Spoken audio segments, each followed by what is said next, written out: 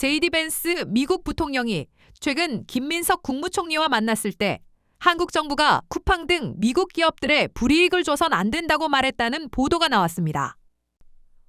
월스트리트 저널은 현지 시간 27일 관계자들을 인용해 벤스 부통령이 지난주 워싱턴에서 김 총리와 만나 쿠팡을 포함한 미국 기술 기업들에 불이익을 주는 조치를 하지 말 것을 경고했다고 보도했습니다.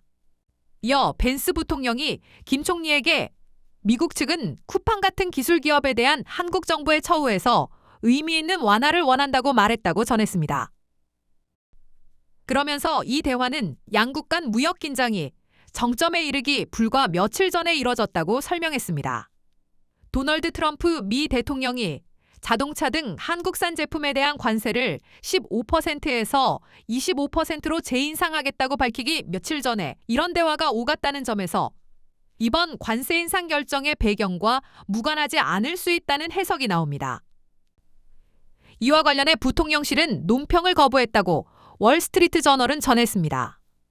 트럼프 대통령은 전날 소셜미디어를 통해 한국 국회에서의 대미투자 특별법 통과 지연을 비판하며 자동차 등 한국산 제품에 대한 관세를 15%에서 25%로 다시 올리겠다고 밝혔습니다.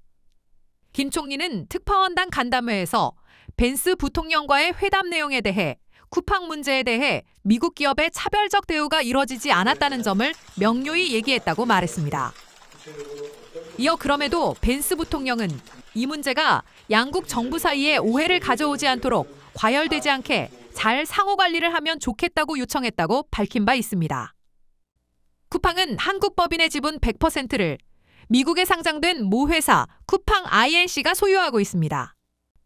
쿠팡의 미국 투자사들은 쿠팡 정보 유출 사태에 대한 한국 당국의 대응이 일반적인 규제 집행 수준을 넘어섰다며 그로 인해 주가 하락 등 손실을 봤다고 주장하고 있습니다.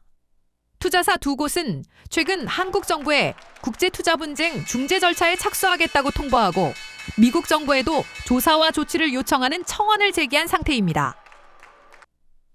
지난해 연말 한국 국회를 통과한 정보통신망법 개정안과 입법이 추진 중인 온라인 플랫폼 규제를 두고도 트럼프 행정부와 의회 일부에서는 검열이자 미국 기업 차별이라는 비판이 제기돼 왔습니다.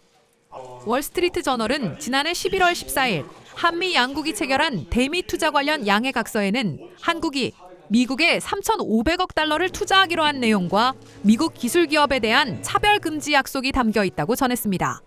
그러면서 트럼프 대통령의 관세 인상 발표는 미국 기술 기업에 대한 대우, 한국 교회에 대한 조치 등에 대한 한국 정부의 대처 방식을 두고 미 행정부 내 일부의 불만이 커지는 가운데 나온 것이라고 덧붙였습니다.